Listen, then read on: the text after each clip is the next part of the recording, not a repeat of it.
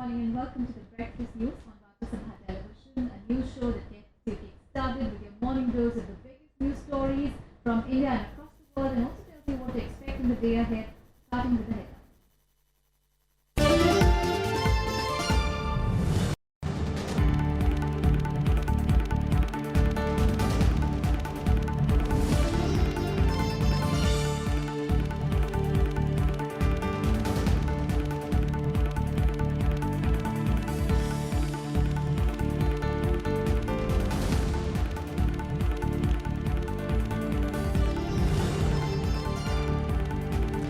Mayawati submits resignation from Upper House to Rajya Sabha chairman for allegedly not being allowed to speak on Dalit issues. Centre says Mayawati has insulted the House.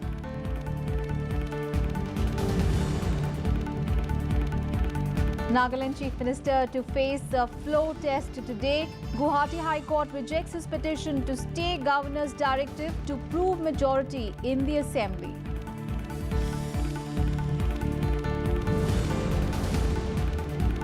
Death toll in Assam floods climbs to 69. Chief Minister meets Prime Minister Narendra Modi, requests him to launch PM's special program for flood and erosion control.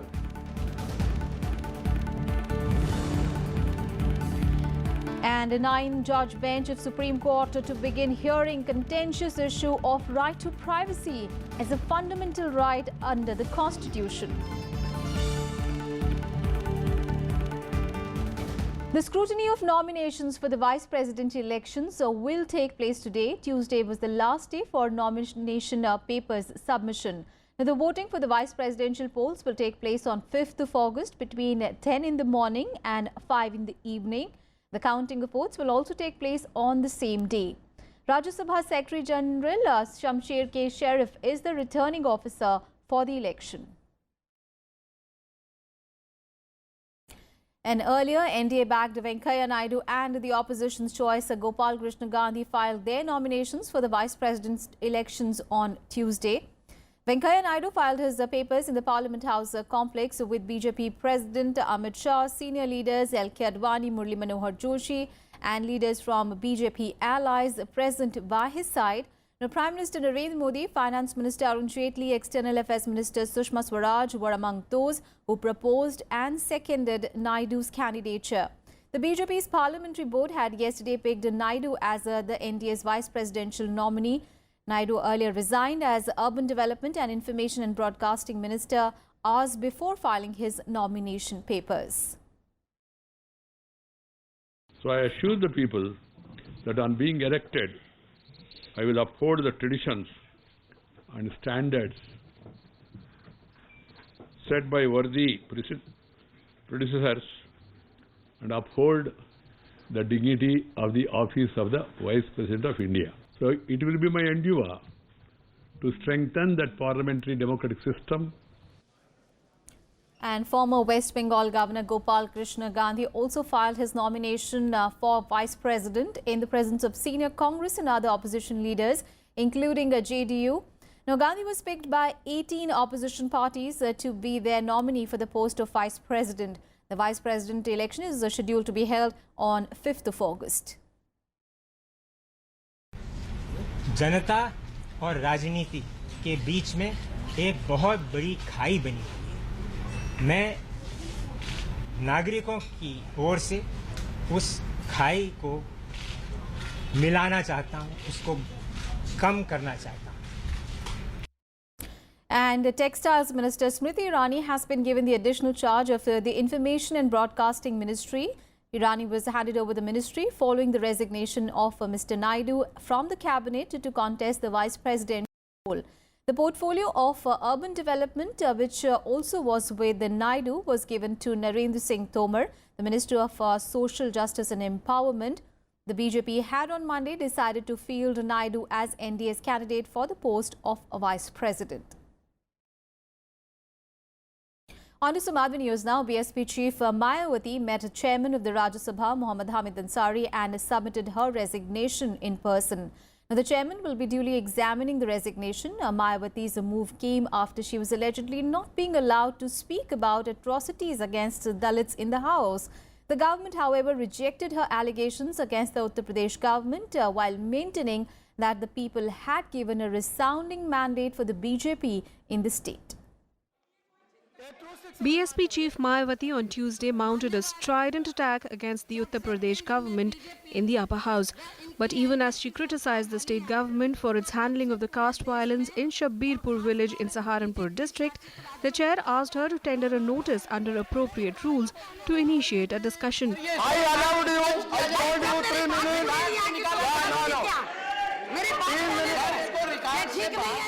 As the Treasury benches objected to the allegations and the chair urged her to conclude the statement, Mayawati said she will resign right away if she was not allowed to speak in the House.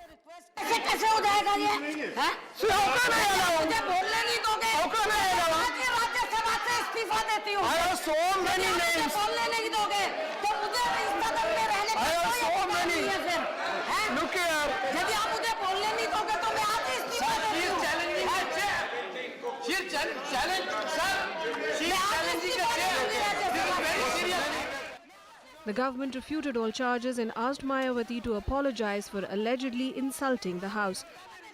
जिस तरह से उत्तर प्रदेश की जनता ने इनको राजनीतिक रूप से परास्त किया है, उसको भी और उसकी हताशा और निराशा भी, और इसके साथ शेर को धमकी देना, शेर को धमकी देना, सर शेर को धमकी देना बिल्कुल कतई अनएक्सपेक्टेड है। उन्हें माफी मांगनी चाहिए। शेर को धमकी देने का मतलब ये हुआ कि शेर का अपमान है, और सर वो सारी बंद की जाए और माफी मांगे। Flanked by BSP members, Mayawati then walked out. Mayawati's term ends next April. According to Rajya Sabha rules, a member who intends to resign must write to the chairman. If the member hands over the letter in person and conveys to the chairman that the resignation is voluntary and genuine, the chairman may accept it immediately. But if the chairman receives the letter by any other means, he may make inquiries to determine if the resignation is voluntary and genuine. If he determines otherwise, the chairman may reject the resignation. Kriti Mishra's report for Rajya Sabha TV. And the Congress party staged a walkout in the Rajya Sabha on Tuesday after claiming that the opposition was being gagged. Now, leader of the opposition, Ghulam Nabi Azad, said that the opposition was not being allowed to discuss the discrimination being faced by Dalits and minorities. The government, however, said that it was ready to discuss all contentious issues. Opposition parties tried to corner the government in the upper house on a host of issues. Leader of opposition Ghulam Nabi Azad said notices have been given to discuss the farmer crisis, the anti-Dalit violence and lynching of minorities. He accused the government of stifling the opposition's voice in the house.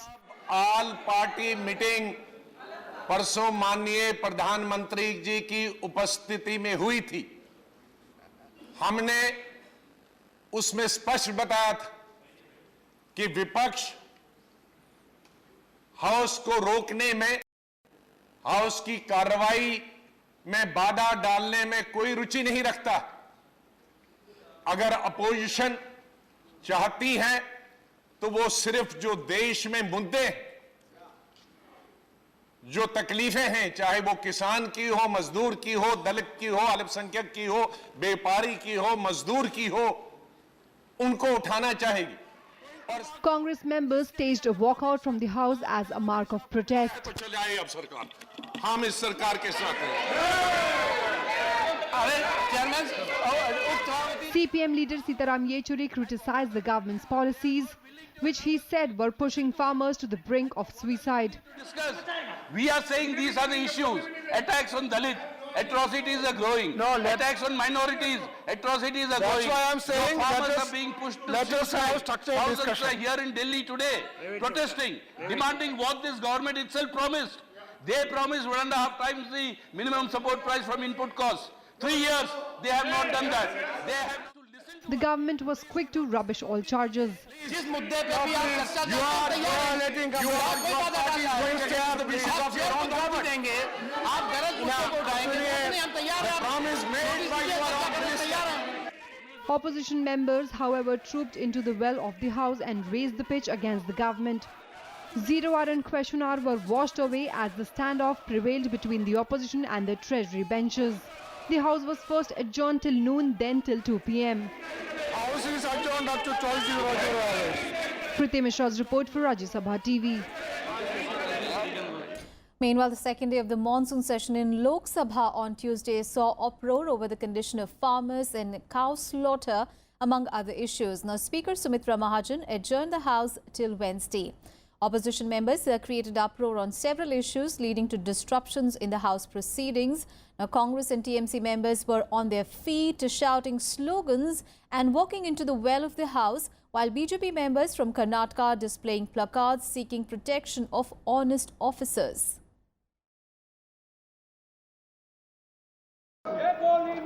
आपको कुछ बोलना नहीं चाहते।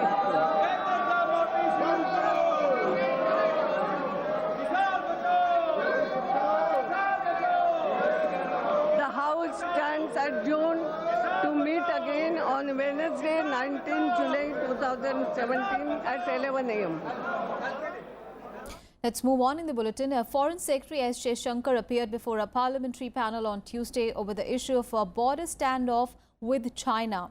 Now, Jaishankar informed the panel that China's stand on the recent Doklam dispute in Sikkim has been unusually aggressive and articulate. However, he maintained that New Delhi was engaged with Beijing in diffusing the tension through diplomatic channels. The Foreign Secretary also told the panel that India has clearly outlined its position on the border and the Chinese have their own position. He said that China has misinterpreted India's position, forcing it to clarify. Chinese and Indian soldiers have been locked in a face-off for over a month now over Indian troops stopping the Chinese army from building a road in that area. And on to the other top story of the day. A 9-judge bench of the Supreme Court will commence hearing from today to decide if the contentious issue of right to privacy is a fundamental right under the Constitution or not. A 5-judge constitution bench headed by the CJI, which was to deal with the pleas challenging the validity of the Aadhaar scheme and the right to privacy attached to it, was faced with the past 2 verdicts delivered in 1950 and 1962 by larger benches, holding that the privacy right was not a fundamental right. The apex court said that the 9-judge bench would deal with the limited issue of right to privacy and the correctness of the 2 judgments. The matter challenging the Aadhaar scheme would then be referred back to a smaller bench. The court asked Attorney General K.K. Venugopal, representing the centre, and other senior advocates who appeared for petitioners opposed to the Aadhaar scheme to submit their written beliefs in the meantime. The petitioners had claimed that collection and sharing of biometric information as required under the scheme was a breach of the fundamental right to privacy. A very short break in here. We'll be back with more news. Stay with us.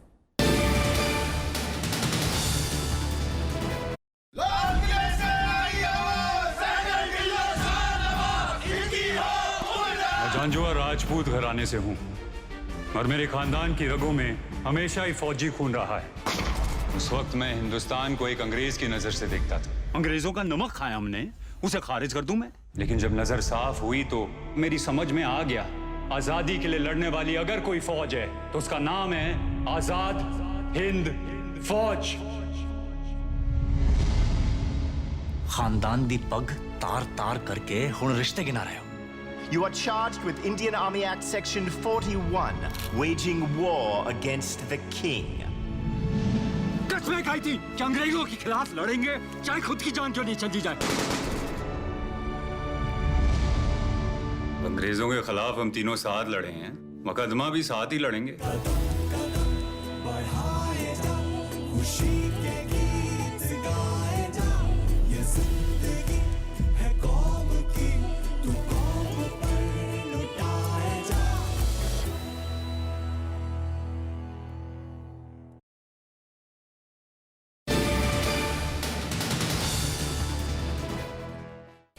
Welcome back after the break. Now, Nagaland Chief Minister Shirozeli Lizitsu will face a floor test in the State Assembly today.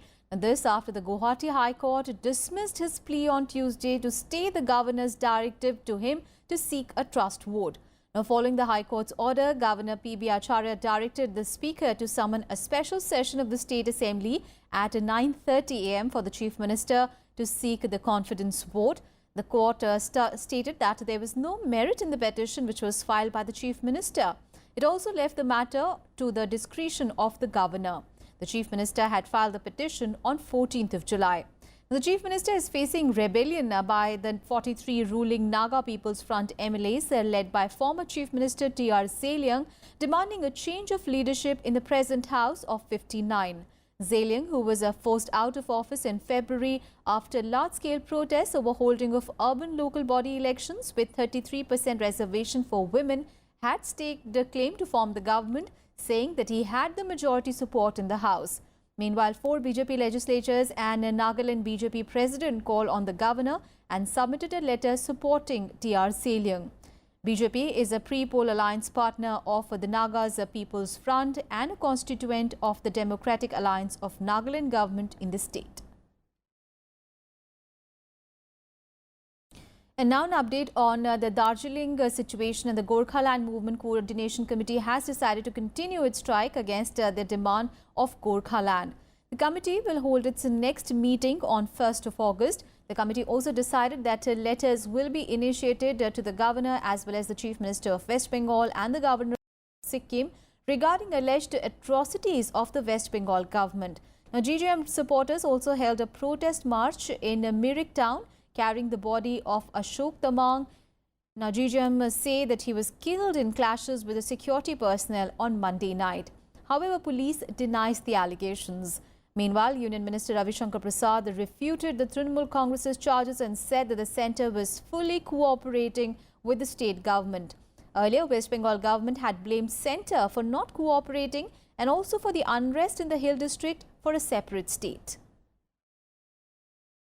We appeal to the government of India to take a stock of the situation, to take immediate action so that the such kind of heinous, killing of innocent people is prevented and the situations may be brought under control. We don't instigate. You have seen we have sent armed forces. We are fully cooperative. But ultimately the state government has to take initiatives. News from Bihar now, and Deputy Chief Minister Tejasvi Yadav attended the cabinet meeting chaired by Chief Minister Nitish Kumar on Tuesday. Yadav also met Nitish in his chamber later. The meeting comes amid ongoing uncertainties between the two ruling alliance parties, JDU and the Rashtriya Janata Dal in the state. It is, however, not known what transpired during the meeting. Now, the cracks in the Grand Alliance appeared after the CBI conducted raids on properties linked to RJD chief Lalu Prasad Yadav as well as his family, and also lodged an FIR against Tejasvi Yadav for criminal conspiracy, cheating and criminal misconduct. The JDU had told Lalu to come out clean on the source of his assets. Now, Congress Vice President Rahul Gandhi will address a Kisan Akrosh rally at Banswara in Rajasthan today. The Congress Vice President is expected to raise the farmers' issues during the rally. Now, the move aims to corner the ruling BJP over the agrarian crisis in the state. According to Congress leaders, Rajasthan, with 40 lakh farmers burdened with loans, ranked third in this regard among all the states in the country. The Congress leaders also point out that in the last 2 years, 61 farmers committed suicide, with the 6 taking the extreme step in the last 15 days. The party has accused Rajasthan Chief Minister Vasundhara Raje of being silent on the issue and not paying any compensation to the farmers. Let's get to the weather report. No respite from heavy rains in the coming days, says the Met Department. The death toll in the Assam floods has climbed to 69. Now, nearly 9 lakh people remain affected in the state. Assam Chief Minister Sarbanand Sonowal met Prime Minister Narendra Modi and discussed the flood situation in the state. Heavy rains and floods continue to wreak havoc in many parts of the country. The death toll in the Assam floods has climbed to 69, while nearly 9 lakh people remain affected. Authorities are running 334 relief camps and distribution centres where more than 1 lakh people are currently taking shelter. Assam Chief Minister Sarbanand Sonowal on Tuesday met Prime Minister Narendra Modi and apprised him about the flood situation in the state. Sonowal said though the current wave of flood has receded, 21 districts were still reeling under flood waters. He further requested the Prime Minister to launch the Prime Minister's special program for flood and erosion control. प्रदेश सरकार की तरफ से जो भी कदम हमें उठाना चाहिए ऐसा कदम उठाया गया है ताकि बाढ़ पीड़ित लोगों को मदद मिले, चाहे अनाज का हो, चाहे मेडिकल का हो, चाहे वेटरनरी का हो, चाहे एग्रीकल्चर हो, अलग अलग मतलब चाहे रेस्क्यू के लिए हो, एनडीआरएफ, एसडीआरएफ सब लगे हुए हैं। माननीय मोदी जी ने हमें आश्वासन दिया है कि असम सरकार को जो भी मदद चाहिए इस विषय पर सब मदद दिया जाएगा। Parts of Arunachal Pradesh have also witnessed the worst floods and landslides in years following more than a week of incessant rains. The central government approved 132 crore rupees for Arunachal Pradesh and Nagaland as assistance for flash floods and landslides that occurred during 2016-17. Meanwhile, the Met Department has sounded off a fresh alert of monsoon depression forming off coastal Odisha, leading to wet spells for east and central India during the next 4 to 5 days. In the light of warnings given by the IMD regarding the deep depression, especially the depression converting into deep depression, so we are expecting heavy rains today and tomorrow, and already widespread rains are taking place in the entire Srikakulam districts. We have alerted the entire district administration staff, and we are advising the people not to venture into the rivers. At the same time, we are also advising the fishermen not to venture into the sea also. Simultaneously, we have prepared fully, we geared up fully for meeting any eventuality. Death toll due to rain in Gujarat rose to 11 after more than 2 people were reported dead in the last 24 hours. While relief and rescue operations continue in rain-affected areas, the Meteorological Centre has predicted light to moderate rain in several parts of the state over the next 2 days. Navsari में पिछले 24 घंटे में काफ़ी बारिश हुई है। गंदेवी और चिखली तालुका में 250 से 300 mm लगभग 10 इंच जितनी बारिश हुई है। The death toll in Odisha floods rose to 4 as the state government sounded an alert in 12 districts in view of the likelihood of heavy rainfall due to depression, though the overall situation improved slightly. Around 65,000 people have been affected by the floods. The twin cities of Bhubaneswar and Cuttack have also been affected due to incessant rainfall since Saturday. Bureau Report, Rajya Sabha TV. All right, let's get you some international news. And the White House has confirmed that US President Donald Trump met his Russian counterpart Vladimir Putin at a second, previously undisclosed meeting at the G20 in Germany earlier this month. The two leaders held a formal 2-hour bilateral meeting on 7th of July, in which Trump later said that Putin denied allegations that he directed efforts to meddle in the 2016 US presidential election. But media reports emerged about a second conversation during a dinner for a group of G20 heads of states and their spouses in Hamburg. Now, it has been reported that Trump got up from his seat halfway through the dinner and spent about an hour talking privately with Putin, joined only by Putin's own translator. However, a White House official described it as a brief conversation and not a second meeting. It is noteworthy that a Trump-Putin relationship is under intense scrutiny amid allegations of collusion between the Russian government as well as the Trump campaign.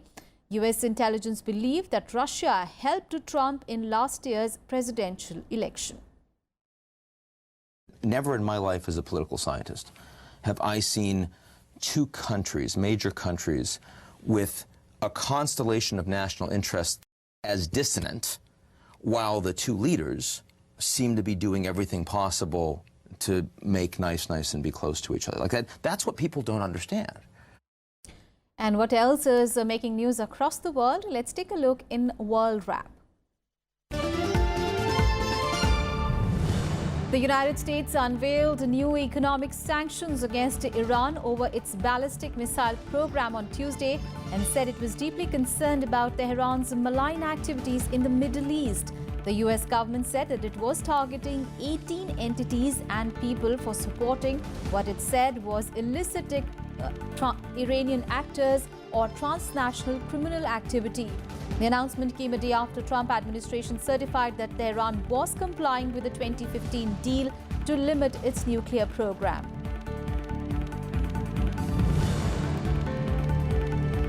China has started the commercial production of its CH-5 Rainbow drone. The drone is touted to be a rival to the US unmanned aerial vehicle MQ-9 Reaper, which could attack targets on the ground. The first flight of the mass-produced CH-5 Rainbow on Friday last week signals China's readiness to export it at $16.9 million. US's Reaper is the world's most expensive drone. German Chancellor Angela Merkel has sharply criticized Turkey's detention of a German human rights activist Peter Stüttner as absolutely unjustified. She said the case was of utmost concern and that the German government would do all it could to secure his release. Stüttner and 8 other activists were detained this month on terror charges while they were attending a workshop on digital security near Istanbul. And Saudi police have questioned a young woman who appeared in a video wearing a mini skirt and crop top in public. State TV said that the woman was dressed in indecent clothing in Ushirkidir and had been referred to a public prosecutor. The video sparked a heated debate on social media, with some demanding that she be punished for breaking the Muslim country's strict dress code. On to sports now. The BCCI has appointed Bharat Arun as Indian cricket team's new bowling coach. Now, the confirmation of the appointment came after newly appointed Indian coach Ravi Shastri met the 4-member committee in Mumbai yesterday. Now, Arun had previously served in the same capacity for 2014 to 2016. The cricket body has also retained Sanjay Bangar as the assistant coach and S.R. Sridhar as the fielding coach till 2019 ODI World Cup. The first challenge for the new coaching setup will begin later this month when India tours Sri Lanka to play 3 tests, 5 one-day internationals and 1 T20 international. The BCCI has appointed as head coach Mr. Ravi Shastri. The BCCI has also appointed Mr. Sanjay Bangar as the assistant coach. It has also appointed Mr. Bharat Arun as the bowling coach. I have spoken to both the individuals, and as good as 3 or 4 days ago. And they are 2 fantastic cricketers of India, and their inputs will be invaluable. They will be on board once they've spoken to the authorities concerned. And finally, Vice President Mohammad Hamid Ansari today said that the Indian manufacturing sector needs to change according to the current needs of the market in order to compete with the global market. He was speaking at an award function organized by the Tata Group. The Vice President presented the AIMA JRD Tata Corporate Leadership Award to Tata Sons Chairman Chandrasekaran. The Leadership Award is given every year to people who have shown outstanding performance in the corporate world. The winner of today's award is a genuine need for change in the internal environment of Indian firms that can foster competitive thinking and behavior. These inherent weaknesses of our corporates are compounded by the slow international growth over the last few years and the so-called debt addiction of our firms. That's all in this edition of news, but news and updates continue on Rajya Sabha television. Thanks so much for watching.